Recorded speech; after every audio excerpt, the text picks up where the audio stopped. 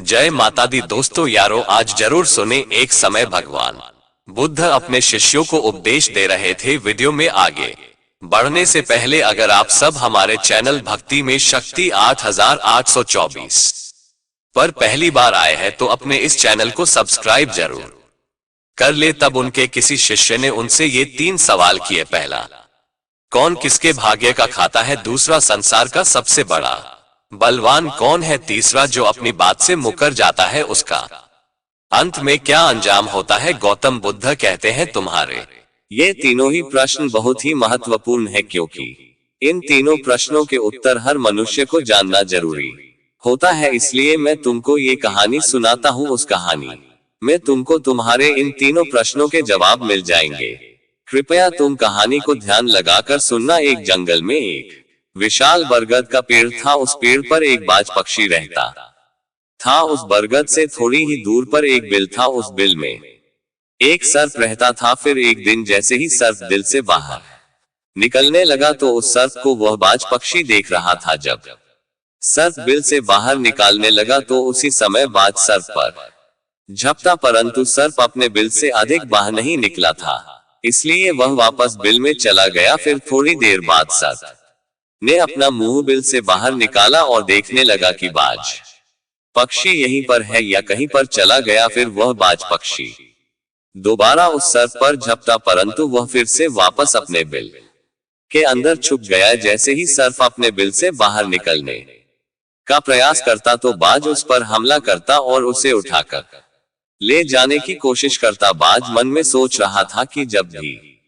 तू बाहर निकलेगा तो मैं तुझे अपना भोजन बना लूंगा। और सर्प उस बाज के डर से बिल में छुपा रहता है। जब सर्प को उस बिल में रहते हुए काफी समय हो जाता है तो सर्प मन में विचार करने लगता है कि यदि राजा विक्रम कहीं से आ जाए तो वह दूसरों के कष्टों का हरण करते हैं और राजा विक्रम ही ऐसे हैं जो मुझे इस बात से बचा सकते हैं। तो राजा विक्रम को याद करता हुआ सर्प उस बिल में छुपा रहता है और जो भी उस मार्ग से निकल कर जाता तो उसे सर्प कहता कि भाई कोई मेरी बात राजा विक्रम तक पहुंचा दो या मुझे राजा विक्रम से मिला दो तो मैं उसका जीवन भर एहसानमंद रहूंगा। फिर एक दिन राजा विक्रम जो दूसरों के दुखों को दूर करते थे वह जंगल में जा रहे थे और उसी मार्ग से निकल कर जा रहे थे। तभी सर्प को पता चला कि रास्ते से कोई जा रहा हो तो वह सर्प बिल के अंदर से ही कहने लगा, भाई कोई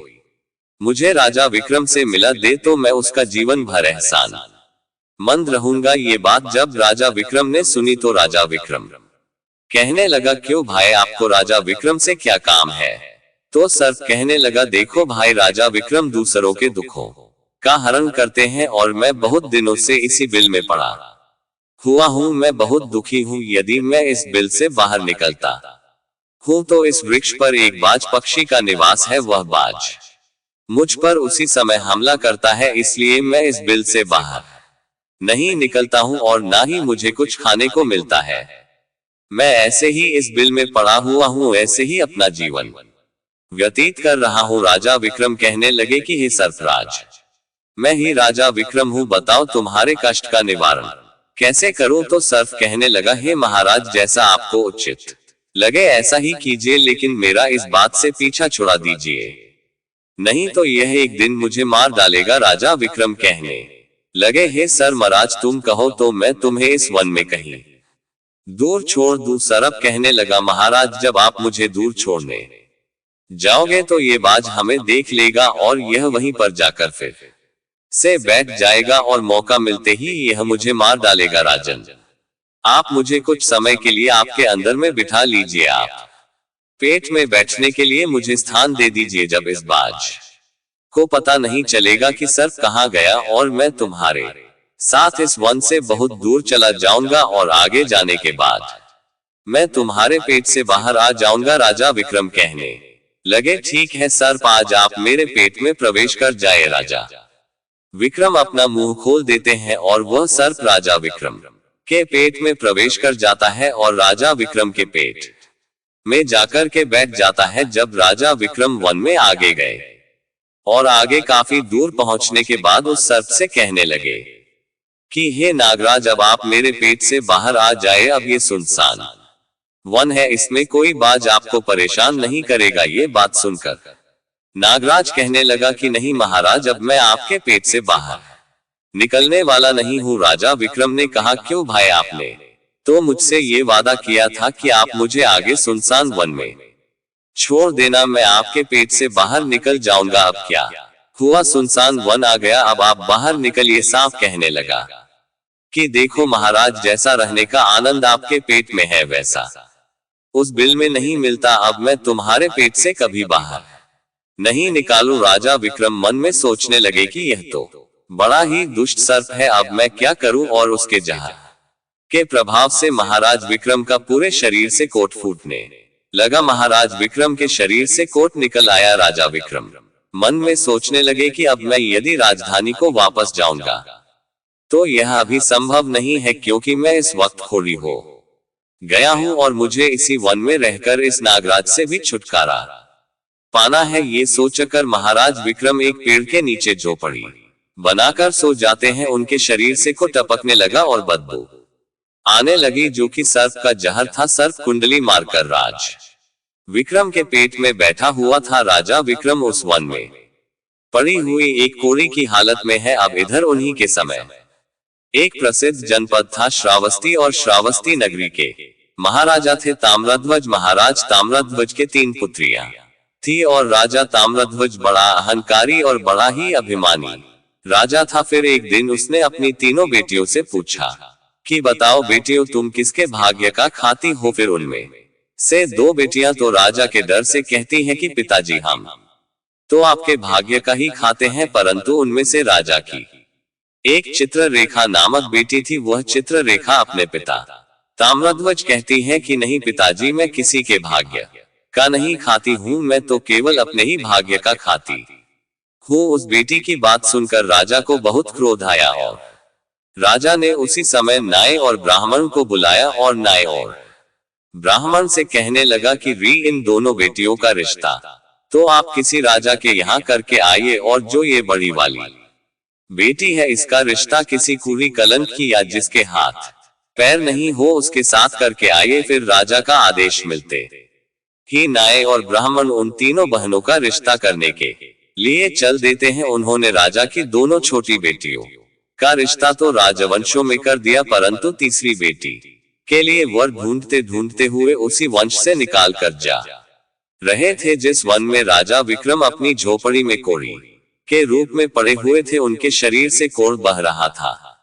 तो राजा विक्रम को देखकर नाई और ब्राह्मण आपस में कहने लगे कि इससे अच्छा तो कोई व्यक्ति हमें नहीं मिलेगा, इसलिए इसके साथ ही राजा की लड़की का संबंध करके चलते हैं। फिर राजा विक्रम के साथ नाई और ब्राह्मण ने राजा ताम्रध्वज की लड़की चित्ररेखा का विवाह तय कर दिया, और राजा ने भी बहुत जल्दी ही चित्रलेखा को उस वन में ले जाकर की वहीं उस खड़ी राजा विक्रम के साथ उसका विवाह संपन्न कर दिया। राजा विक्रम जैसे महापराक्रमी राजा समय की चपेट में आ गए और एक कुली का जीवन गुजार कर रहे थे। वह लड़की बड़ी भी पतिव्रता थी, वह अपने पति राजा विक्रम की सेवा करती थी, और वह दोनों छोटी बहनें जो थी वह बड़े बड़े राजाओं के घर में गई तो वह तो आराम की जिंदगी जी रही थी, लेकिन चित्रलेखा राजा विक्रम के साथ दुखी जीवन काट रही थी। कहते हैं जो अपने नियम और सिद्धांतों पर रहता है और जो धर्म का पालन करता है, ईश्वर हमेशा उसे सुखी रखना ही पसंद करता है। भगवान उसे हमेशा आनंद प्रदान करता है। इसलिए जब उस झोपड़ी में रहते रहते चित्ररेखा को राजा विक्रम के साथ बहुत दिन बीत जाता तो उस झोपड़ी के पास एक पीपल का वृक्ष था और उस वृक्ष के नीचे एक दूसरा सर्प का बिल था। तो एक दिन विक्रम सो रहे थे और रात्रि का समय था और चित्रलेखा महाराज विक्रम की सेवा कर रही थी। उसी समय उस बिल से एक सर्प बाहर निकलता है और बाहर निकलकर जो राजा विक्रम के पेट में सर्प था उस सर्प से कहने लगता है, अरे दुष्ट, अपने वचन से मुकर गया। तूने तो महाराज विक्रम से कहा था कि मैं दूर वन में जाकर तुम्हारे पीठ से बाहर निकल जाऊंगा, और तो ऐसे परोपकारी राजा के पीठ में जाग करके बैठ गया। तुम्हारे जहर के कारण राजा के पूरे शरीर से कोट निकाल आया। अरे तुझे शर्म नहीं आई कि तूने कितना गलत काम किया। है, क्योंकि इतने समय में राजा विक्रम न जाने कितने ही जीवों का दुख दूर करते। वह सिर्फ आगे कहता है, यदि कोई सुन रहा हो तो मैं तेरे मरने का उपाय बताता हूँ। यदि कोई गंगा जल लाकर के इस राजा को पिला दे तो तेरे उसी समय 100 टुकड़े हो जाएंगे और मल के रास्ते से बाहर निकल जाएगा। अब राजा के पेट के अंदर बैठा हुआ जो सर्प था वह दूसरे सर्प से कहने लगा कि तेरे जैसा भी मैंने कभी नहीं देखा। धन के खजाने पर कुंडली मार कर बैठा है। यदि यह धन मानव समुदाय के कल्याण के लिए लगाया जाता तो इससे ना जाने कितने मानवों का भला होता। मैं भी तेरे मरने का उपाय बताता हूँ। यदि कोई सुन रहा हो तो कोई पीपा तेल गर्म करके तेरे बिल में डाल दे तो उसी समय तो नष्ट हो जाएगा, और इस बिल वाले स्थान की खुदाई करेगा तो यहाँ पर अपार धन संपत्ति निकलेगी। उस बात को चित्रलेखा बड़े ध्यान से सुन रही थी। चित्रलेखा ने मन में विचार आया, ये राजा विक्रम है और इनके पेट में एक सर्प बैठा हुआ है, इस कारण महाराज के शरीर से कोढ़ निकाल रहा है। तो वह बेचारी चित्रलेखा एक आर्षी के आश्रम पर पहुंचती है और उन आर्षी से अनुरोध करती है कि महात्मा मुझे एक गिलास गंगाजल की आवश्यकता है। आर्षी ने कहा, बे तुम कौन हो और गंगाजल का क्या करेगी?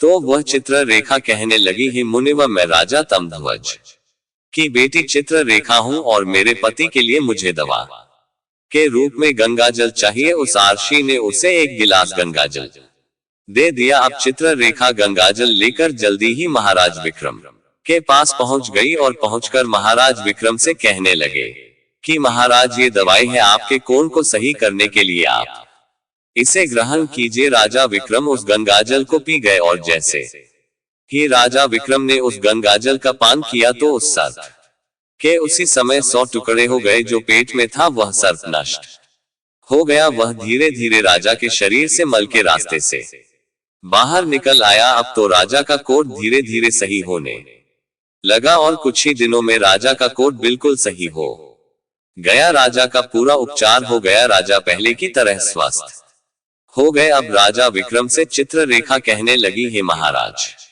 मैं एक स्त्री हूँ, इस शहर में नहीं जा सकती हूँ, आप शहर में जाए और एक पीपा तेल का लेकर आ जाए। राजा विक्रम कहने लगे कि चित्ररेखा उस तेल का तुम क्या करोगी? चित्ररेखा ने कहा, महाराज आप पहले तेल का पीपा लेकर आइए, फिर मैं आपको बताऊंगी। फिर चित्ररेखा की बात सुनकर राजा विक्रम बाजार में जाते हैं और वहां से एक पीपा तेल का लेकर आते हैं। फिर चित्ररेखा वहां आग जलाती है और उस आग पर उस तेल को गर्म करती है और गर्म करके उस सर्प के बिल में खाली कर देती है। जैसे ही उस बिल में वह गर्म तेल डाला गया तो सर्प की मृत्यु हो गई। राजा विक्रम से चित्ररेखा कहने लगी कि महाराज स्थान को खोद दीजिए। फिर राजा विक्रम ने जब उस स्थान की खुदाई की तो वहां से अपार धन संपत्ति निकाली। चित्ररेखा कहने लगी, महाराज देखिए मैं जानती हूँ कि आप जय नरेश राजा विक्रम है, परंतु मेरे पिता ने मेरा